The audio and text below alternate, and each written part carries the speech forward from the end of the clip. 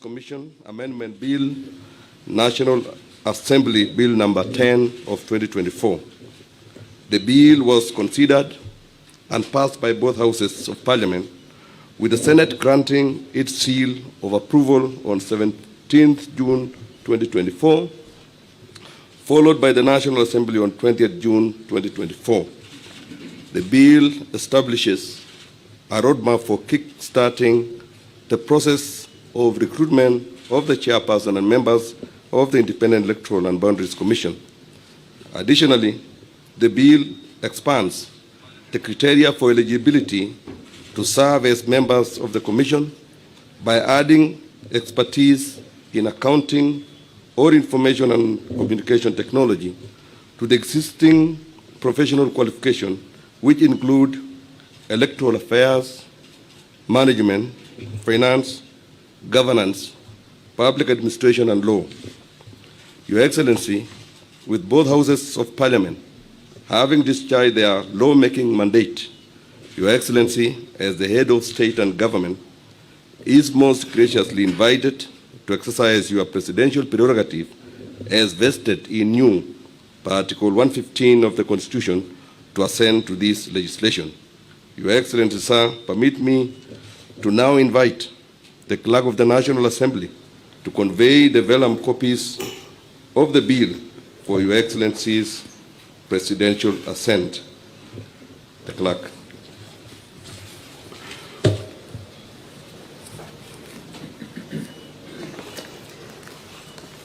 Your Excellency, these vellum copies have the consent of the Speaker of the Houses of Parliament to present these vellum copies before you for your assent.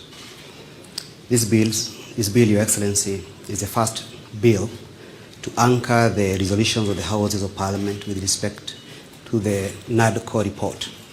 You recall, Your Excellency, the NADCO report was authored by a committee which was led by the former Vice President, the leader of majority party in the National Assembly, the Honorable Kimani Ichung'wah. The Houses of Parliament adopted the report, both of them, and thereafter the attendant bills were published, the first one being the IEBC Amendment Bill, which was initially introduced and passed in the National Assembly in the month of May, sent to the Senate, and the Senate also passed it on 11th of June with amendments, and the amendments passed by the Senate were approved by the National Assembly on the 20th of June. Your Excellency, this bill gives a roadmap to the formation of the IEBC. It commences with the IEBC selection panel, which will now comprise of 9 persons who are to be nominated in a competitive and transparent process by certain bodies, first of them being the Parliamentary Service Commission, which is required to nominate 2 persons. The political parties liaison committee is required also to nominate 3 persons. The Law Society of Kenya, 1 person. There's 1 person to be nominated by the ISIPAC, and 2 persons to be nominated by the Interreligious Council. The bodies which are nominating more than 2 persons, Your Excellency, are required to also observe the 2/3 gender rule, so as to ensure that the completeness of the panel observes the 2/3 gender rule as required under our Constitution.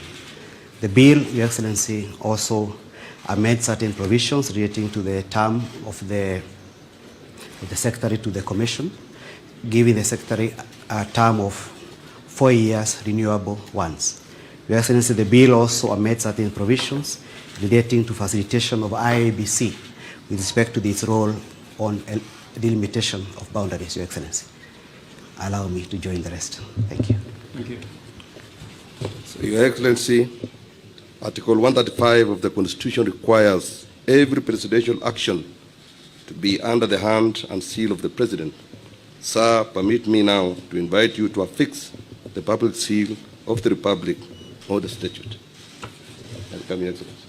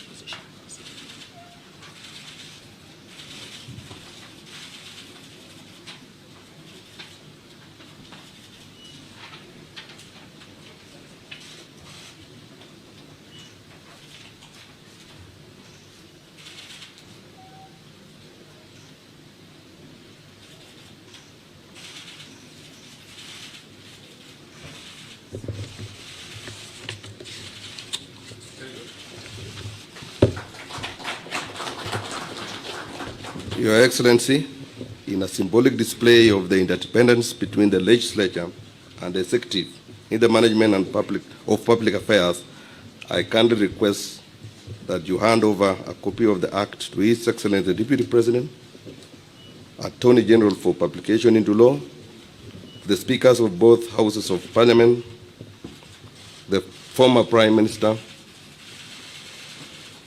the former Vice President, as well as to the leadership of both houses from the majority and minority parties.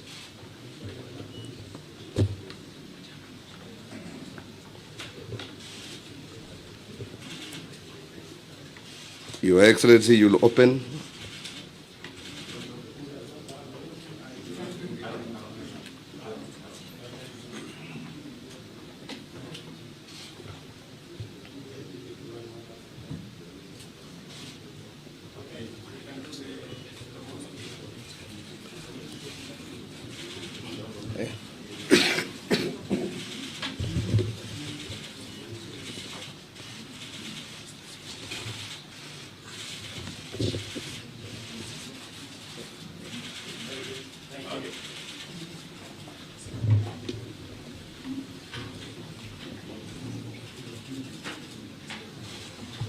Your Excellency, you are most graciously invited to make a few remarks. I thank you, Your Excellency.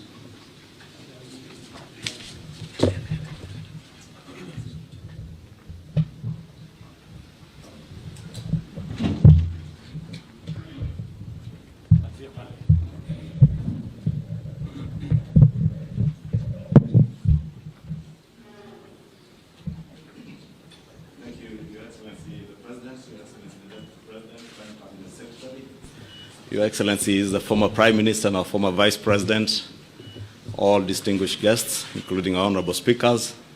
Your Excellency, your assent to the IEBC Amendment Bill, being the first of the National Dialogue Committee report bills, one of the 9 bills, Your Excellency, marks the beginning of a very important process to our country in the reconstitution of a new IEBC Commission. Your Excellency, let me take this opportunity to assure you and the country that all the other 8 bills that emanated from the NADCO report are in process in both houses. We had divided the bills between the 2 houses of Parliament, and I want to give all of you assurances of both houses that we shall expedite in the processing of these bills with top priority. Your Excellency, in conclusion, let me just say that this assent of this bill not only marks a hallmark in our nation's endeavor to reconstitute a new IEBC, but also buttresses the importance of dialogue in our country, because these bills have emanated from a process where we all came together as a country to dialogue, and through dialogue we've been able to surmount most of the challenges that faced our country at the time we came together as NADCO. And I am certain, Your Excellency, even now and moving forward, this signifies that new move that through dialogue we can talk to each other and be able to surmount all the challenges that bedevil our country. With those few remarks, Your Excellency, allow me to invite my co-chair, our former Vice President, who co-chaired with me the NADCO process, to give his brief remarks.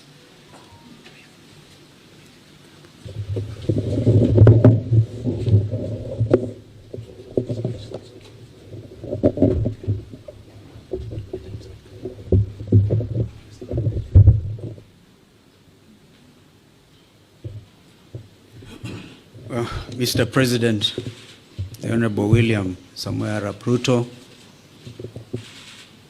Prime Minister RAIlA Odinga, both co-principals of the NADCO process,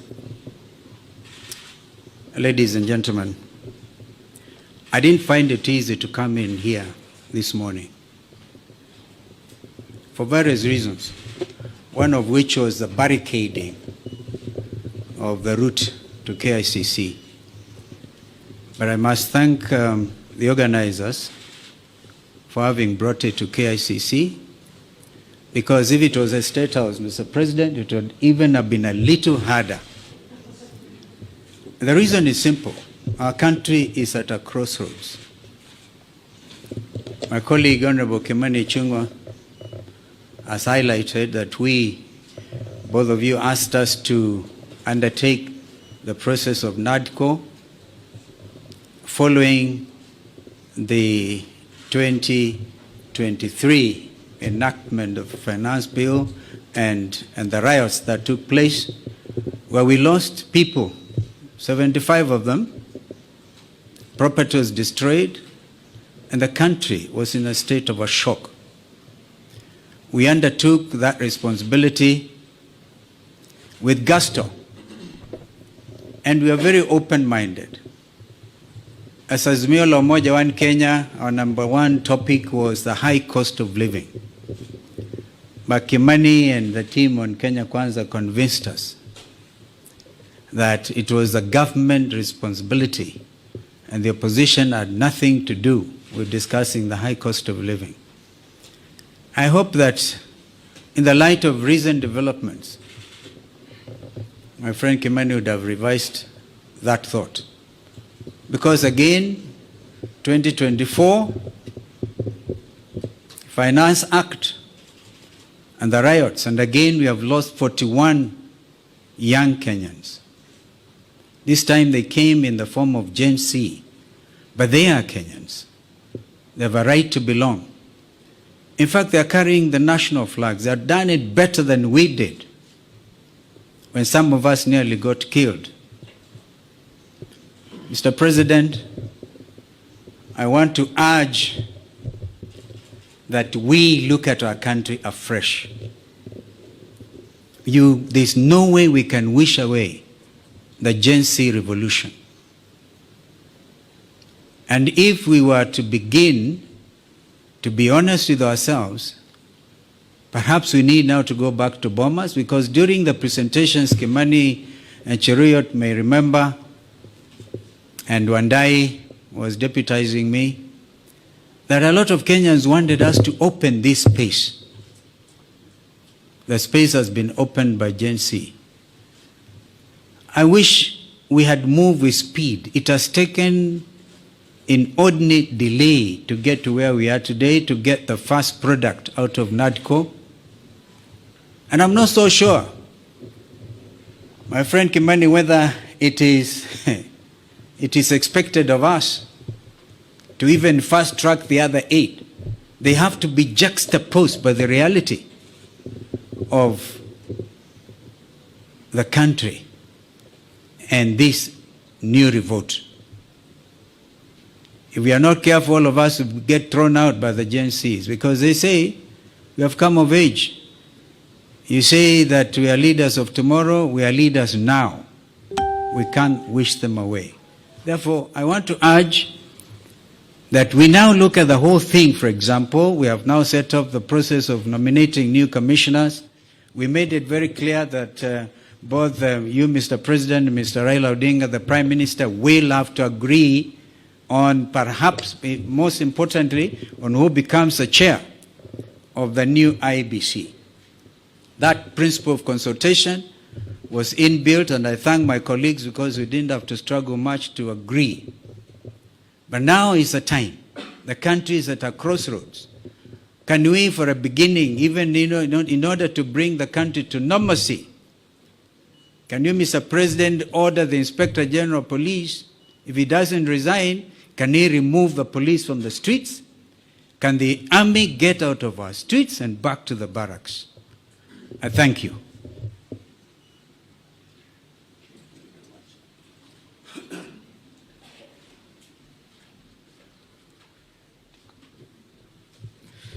Thank you, Your Excellency, former Vice President. I now have the honor to invite the former Prime Minister, Your Excellency, Honorable RAIlA Odinga, to give his remarks, and thereafter invite His Excellency the President.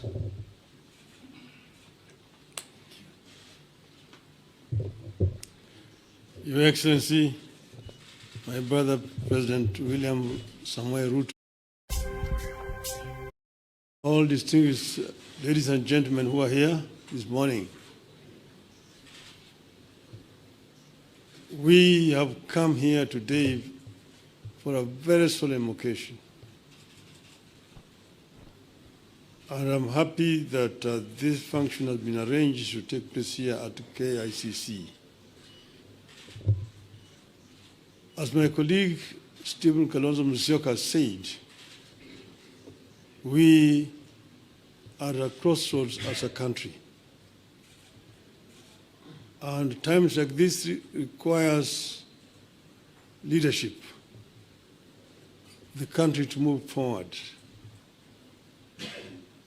What we are doing today is a culmination of a process that began sometime last year when President Olusegun Obasanjo came to mediate and the conflict that was raging on at that time. We agreed when we sat together, myself and Brother William RUTO, that the root of dialogue. And that is the reason why NADCO was set up. NADCO then proceeded to dialogue and ended up with a very voluminous report which has contained some very fundamental recommendations. This bill that has now been signed into the law today is just one of those. But the NADCO report contains very many issues which are at the heart of the people of Kenya today. If you see the issues which are being raised by our youth, most of them are actually contained in the NADCO report. But if this NADCO report is implemented fully, you'll be able to address all those issues which these young people are raising. We are, as I've said, at a very, very crucial juncture in the history of our country.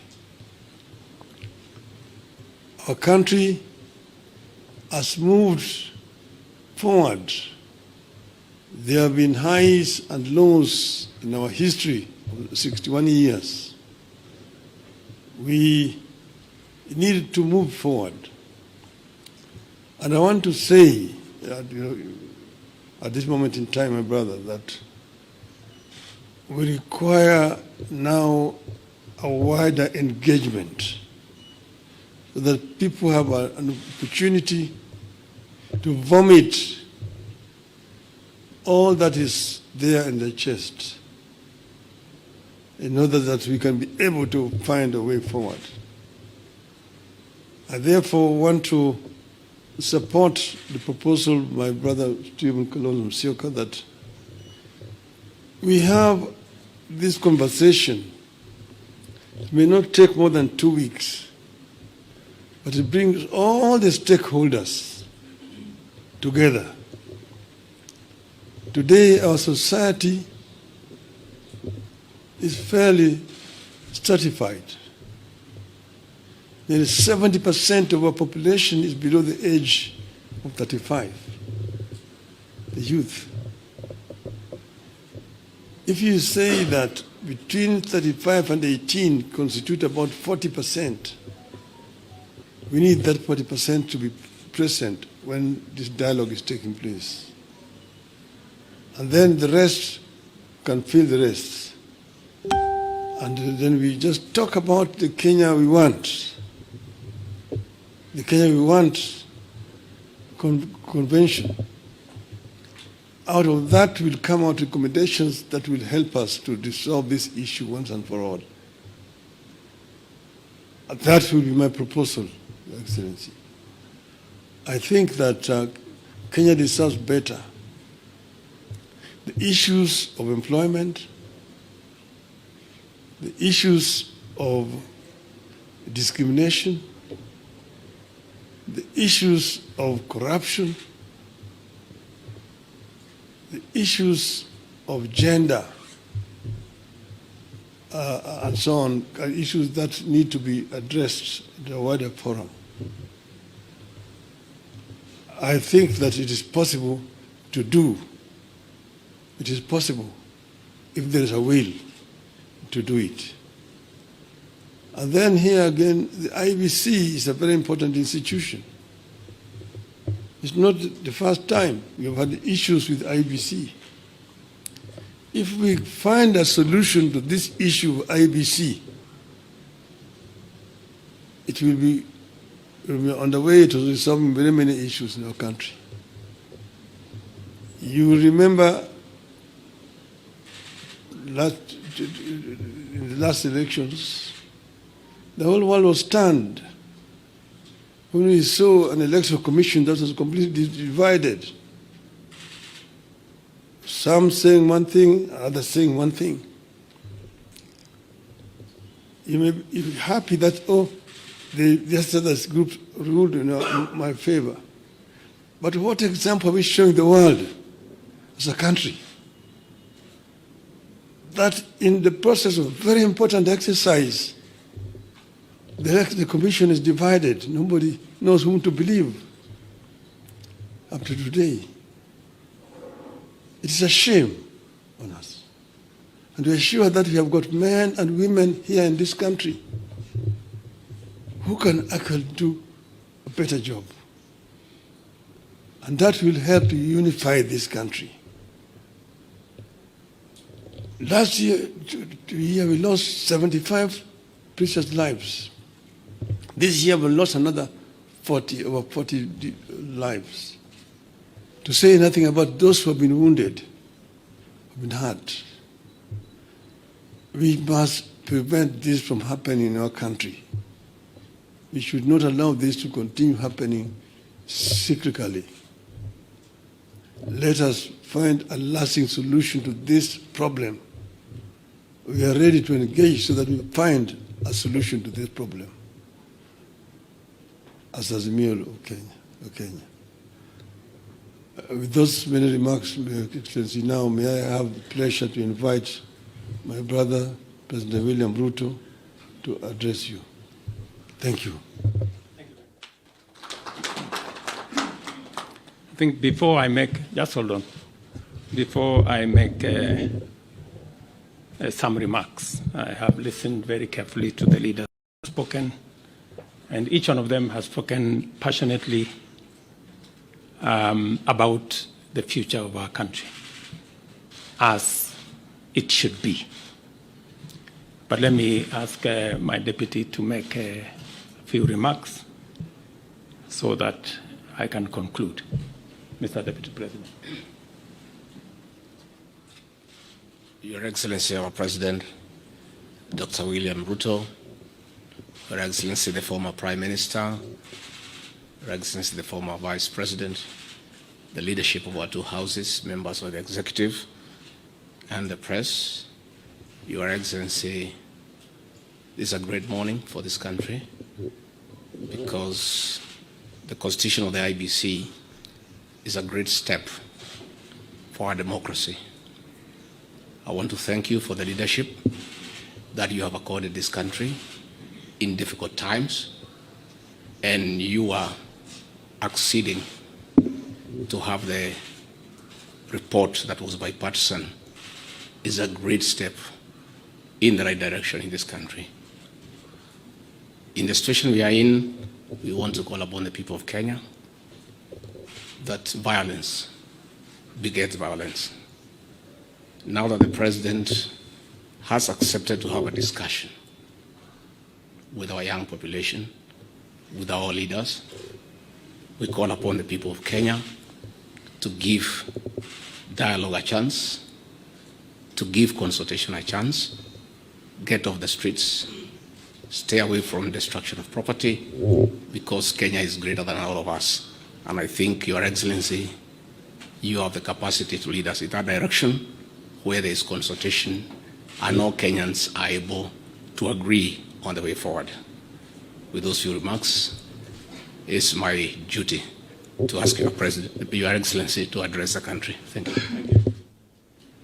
Thank you, Mr. Deputy President.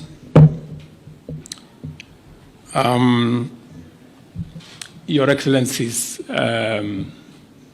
Mr. Vice President, former Prime Minister, former Vice President, the two speakers of our National Assembly and Senate, leaders of majority, fellow leaders present here. Welcome to this occasion.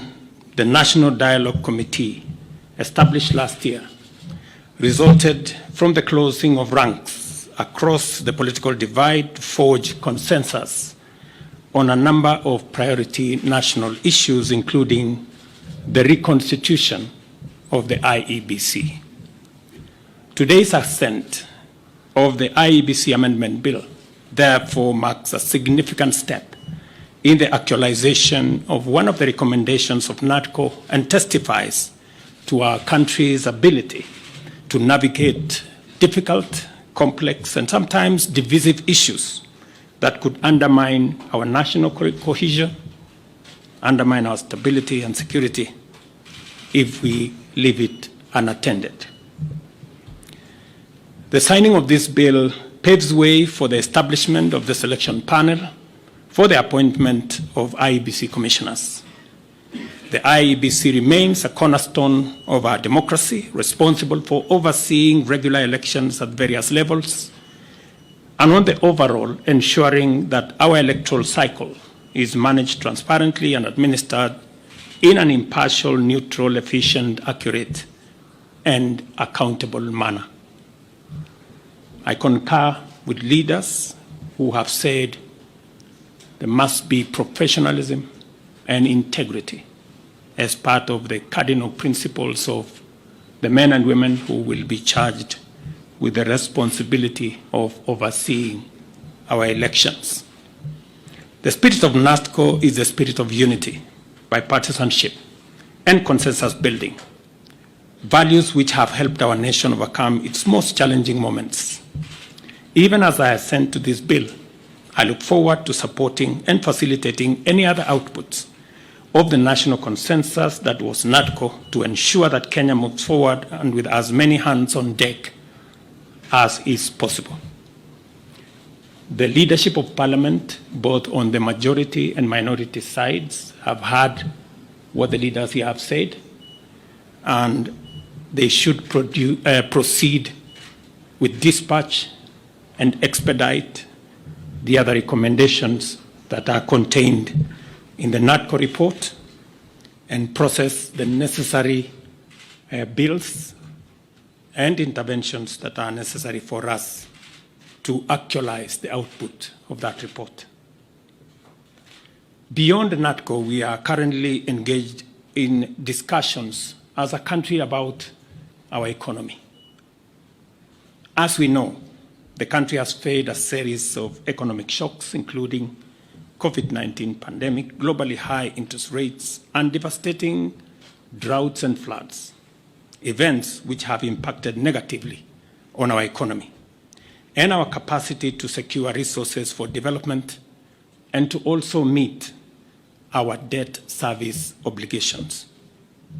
In the last 2 years, we have put in our best efforts to mobilize domestic and external resources to accelerate our economic program, pull the country back from the danger of debt distress, and set us on a path of economic transformation. These efforts have strengthened the Kenya shilling, reduced fuel prices at the pump, and lowered the cost of living, including the cost of essential household commodities. This year, my administration presented revenue-raising measures through the Finance Bill 2024, which were aimed at not only consolidating the economic recovery program, but also propelling the country to the next phase of investing in key social and economic infrastructure projects to advance our development agenda and reduce on our debt burden. However, many voices expressed disapproval of these proposals, leading me to drop the bill and terminate the process. It therefore means that apart from the people of Kenya asking us to consider alternative means of raising revenue, which I agree with, there is general consensus that the country requires to confront and address long-standing priority national issues, including national debt, public expenditure, and anti-corruption measures, so as to release resources for creating opportunities, creating jobs, and creating wealth. As a way of charting the future from the current situation we are facing, I welcome all the leaders here, and I have heard what they have said this morning, and all other stakeholders working together for us to address the current economic situation through a broad-based political arrangement and to rally the country forward, as has been said by the former Prime Minister. And therefore, we have yet another opportunity as a country, Kenya being the resilient people we always are, to come together and figure out the future of our country in a manner that makes sure that we address the existential challenges and threats that face our nation. And that's the reason why I set up a committee to work and audit our debt, for us to interrogate our expenditure, and for us to work on anti-corruption. I want to encourage Parliament to expedite the conflict of interest bill that will support our anti-corruption measures, especially in relation to public officers. And I am hopeful that these are some of the conversations that we will be engaged in going forward. I am very confident that, as always, Kenya knows how to pull together, and leaders know how to come together in the best interest, not of individuals, not of parties, but the collective body of the Kenyan people. And I look forward to working with leaders, as I have said, going forward on a broad-based political mechanism that will see us steer the country to the future. Thank you very much to all the leaders here. Asanteni sana to the people of Kenya. Wish you well, and God bless our great country. Asante.